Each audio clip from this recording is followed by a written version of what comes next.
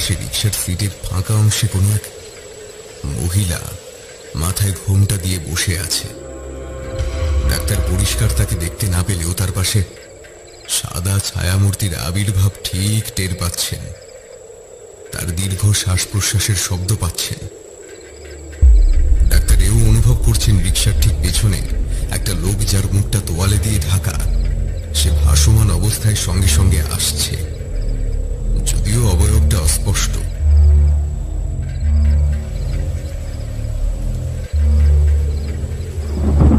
Doctor বুঝে গেছেন তার চারপাশে বেশ কিছু অদৃশ্য শক্তির আবির্ভাব ঘটেছে, যারা তাকে ঘিরে রেখেছে। এখানে সবাই হঠাৎ তিনি রাস্তার পাশে একটি ছোট্ট হনুমান মন্দির দেখতে পেলেন। মুহূর্তে সিদ্ধান্ত গ্রহণ করে বাঁচার শেষ চেষ্টা করে মরিয়া হয়ে রিকশা থেকে ঝাঁপ দিলেন রাস্তায়। বুঝতে পারছেন তার পিছনে একটা ধুলো মেশানো